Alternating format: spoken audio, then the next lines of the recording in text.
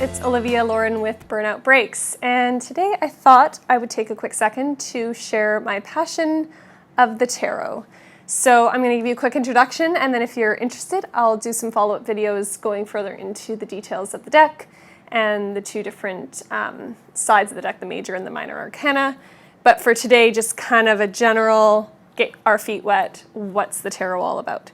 So to start off, a bit of my background, I have been playing with the tarot decks as long as I can kind of remember. My mom had one around the house, or she had angel cards, I can't really remember it.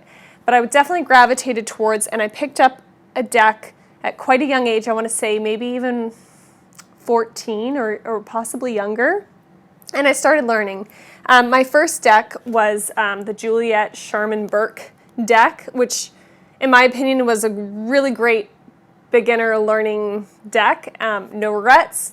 And I recently switched over to the more standard deck, which is the Rider-Waite, and I have the Universal Rider-Waite deck. And there's a few different variations of that. There's the Universal, there's the Radiant, and I think there's other ones as well. There's one that's Smith, so it's Rider-Waite Smith.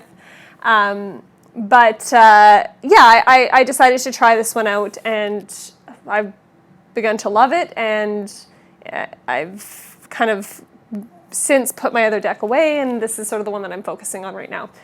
There's lots of other decks on the market. In terms of picking one for yourself, I wouldn't base it on what I like or what anyone else likes. I think that it's really important to go have a look, see what you gravitate towards, see what speaks to you. And since tarot is really all about what you intuit and what you see in the cards, I highly, highly recommend that if the store has open decks, to look through the cards and just see, are they speaking to you? Do you like what you're seeing? Because, when you're doing readings for yourself or others, you're going to be looking at these cards, so kind of got to like what you're looking at. And then just pick one that feels right. That's really all there is to it. When you're starting out, though, I do recommend one of a simpler deck, one that has as much basic imagery, simple symbolism as possible, because some of the other decks, like there's a really popular one right now, Wild Unknown. It's a really modern deck, and it's beautiful, and I'd love to get my hands on it, but you kind of have to really know the deck inside and out before you can kind of interpret what you're seeing in a deck like that. There's also the Fountain Tarot, which has got some beautifully illustrated cards in there, but and maybe that one would be good to start out with, it's fine, but you have to just kind of see what you feel, see what you can see out of it, and if it seems a bit too complicated or too simple or too whatever, then maybe start with something a bit more basic, standard, like the Rider-Waite.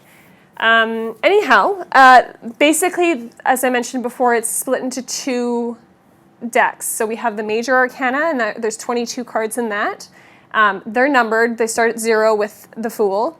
And that's usually what's often on the front of the Rider-Waite tarot deck, so you can kind of recognize this image when you go to a store. You'll probably see this on the cover.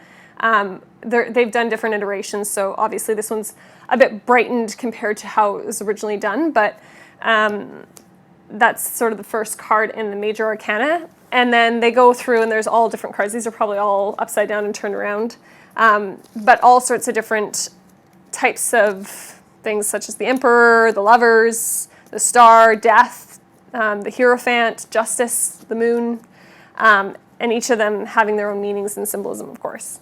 And then the Minor Arcana, we have four suits. So just like in a regular deck of cards, there's 4 suits. Start with Ace, they go all the way up to King.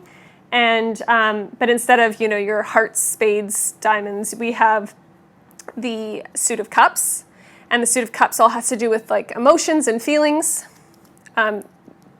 So if you think of, there's also often the metaphor of how filling your cup or filling your bucket. It's sort of the same idea if you can keep that simple in your mind.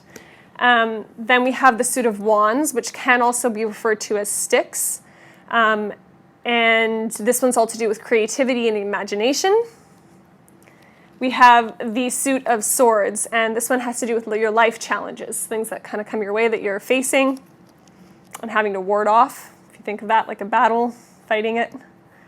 And then the suit of pentacles, and this one can be referred to as coins. So just depending on what deck you're using or which book you're reading that references that, it could be wands or sticks, and it could be pentacles or coins. You can do spreads with the major and minor arcana combined, or you can do spreads that are just one or the other. When you're learning, I highly, highly recommend that you start with the minor arcana, learn the suits. Each of the suits, as I mentioned, has sort of a theme, but each card obviously is going to explore that theme in different ways. So if you can sit down, start with one part, one suit of the minor arcana. Oftentimes we start with the cups. Start with that, learn it, then move on to the next suit. And then once you've finished all the minor arcana and you've practiced with that with a few different spreads and readings, then move on to the major arcana, and then you can work in combining them.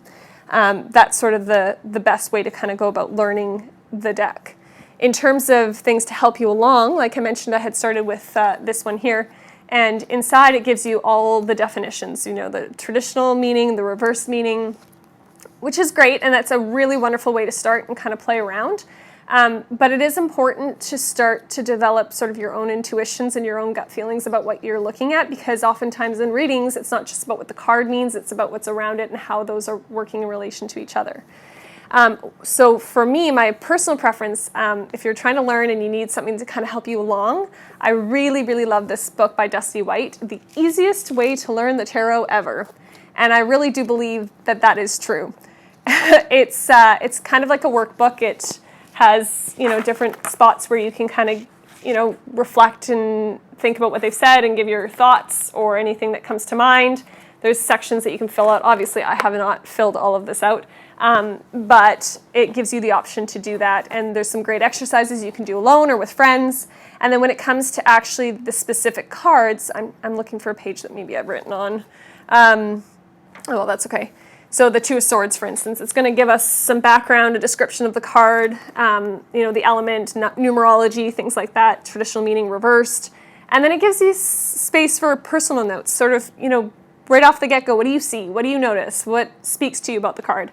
And then on this side, it walks you through actual questions to think about and things to look at, and asks you to make your own assumptions about things. So really, really great resource. It also has spreads in there, lots and lots of great things to work with. So if you're looking at starting and you haven't seen this book, go on Amazon or wherever you can find it.